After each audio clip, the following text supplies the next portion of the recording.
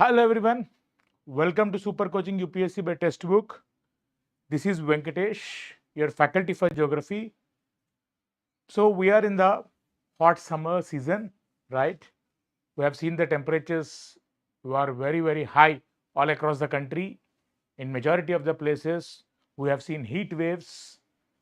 Amidst this heat, amidst this hot temperatures, the hot winds, which we call it as loo, occasionally here and there, we also have some kind of showers, rainfall, which we call it as pre-monsoonal rainfall or the rainfall season in India before the actual monsoons.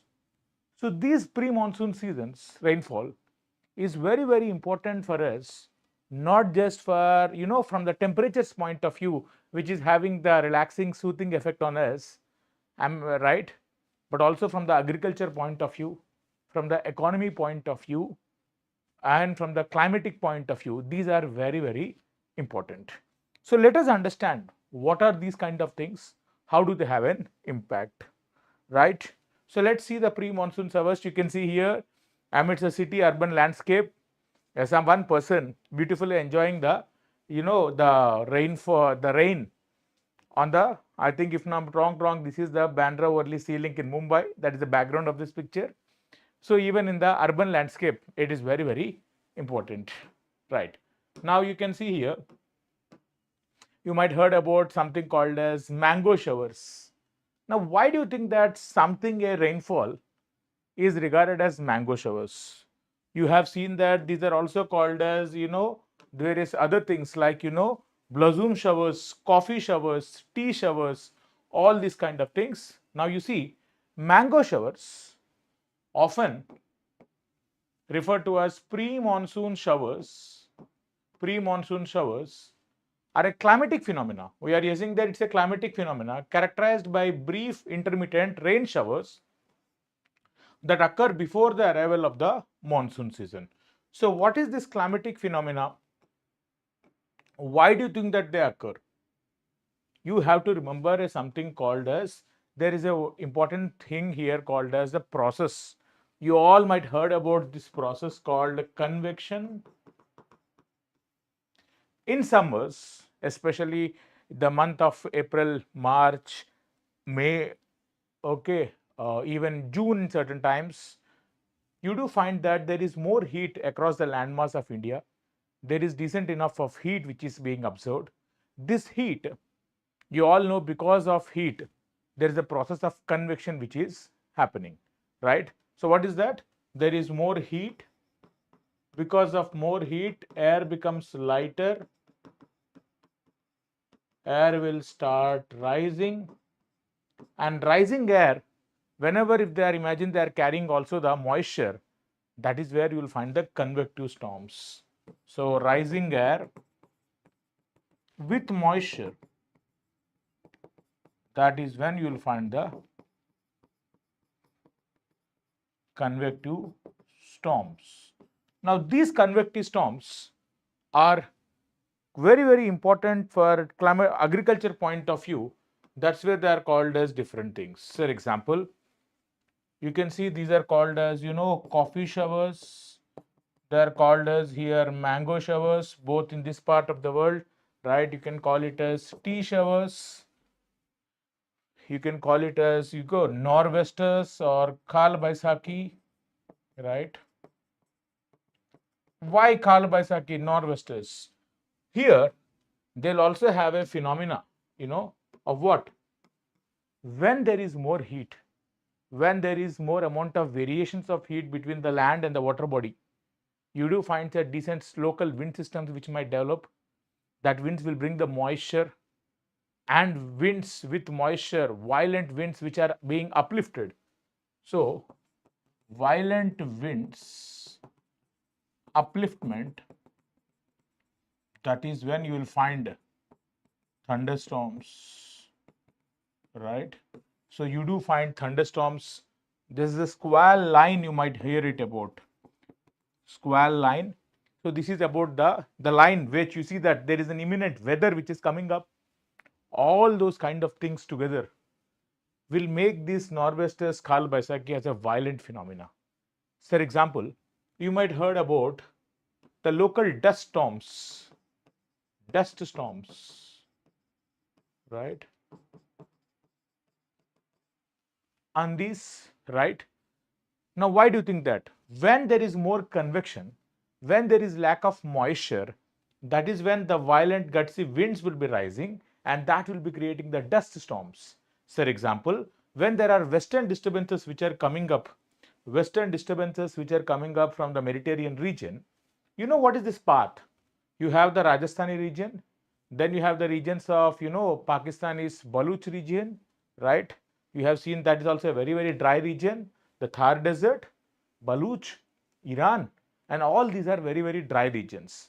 When a western disturbance comes across all across the drier regions, it accumulates so much amount of dust particles, and these dust particles are dragged towards India, and here there is a convection process because of which there is a decent amount of dust which would be rising, and because of the negative impact in terms of the visibility, that's why they are called as andis, probably, right? But these dust storms, they are very, very popular. This is also to a certain extent by processes of convection. But what if sometimes dust storms are also associated with some kind of rainfall? That can also happen, right? You find the hot winds, which we call it as the lu, right? So, first point, what is the significance of these points? Please understand what is the significance of all these things. Let us see certain things. So, there are called as blossom showers in Karnataka, Kerala and all Western Ghats. With this shower, the coffee flowers blossom in Kerala and nearby areas. So that's why they are called as coffee showers or the blossom showers. So important from the climatic agriculture point of view. Nor'westers, the Kalbaishakh, which we call it as here, they are dreaded evening thunderstorms in Bengal and Assam. Showers are useful for tea, jute and rice cultivation. As we are speaking, the eastern part of India, Odisha, West Bengal, are receiving about some amount of nor'westers now. Usually, they're evening, late afternoons. Why? We all know the convection process.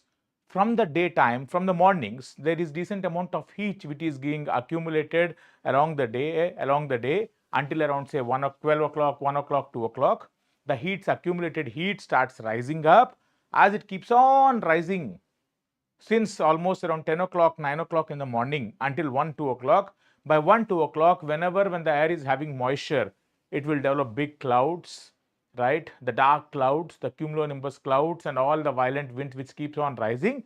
That is when we can say these things. Now, certain crops like rice and, jute, rice and jute, they love water. Because of that, that is significant for them, right? So it's a climatology, it is also a agriculture phenomena. Similarly, the hot and dry winds, you can see here, the hot and dry winds and oppressing winds blowing in the northern plains from Punjab to Bihar with higher intensity between Delhi and Patna. These are what we call it as lu winds. Now you see typically, all these things process is the same, convection.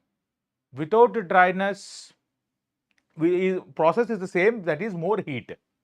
When the air is rising more with moisture, then we'll have convectional rainfall. That is when you'll find blossom showers, nor'westers. The lu winds are found in the same season, but typically these are not showers, right? They might give showers when they are wet. Then we don't call them as lu, right? So dry lu winds are not monsoon showers. These are just dry winds. But the dry winds are blowing because of more heat. The reason of climatological phenomena occurring at different scales depends on the amount of moisture as well. With moisture, these things, without moisture, this. Now, these are very, very important. Why they are calling it as, say, in these parts of the world, something called as mango showers. Simple point. They allow for the ripening. To ripen the mangoes, this kind of rainfall temperatures are extremely sufficient, extremely needed as well. Now, what is the significance of all these things?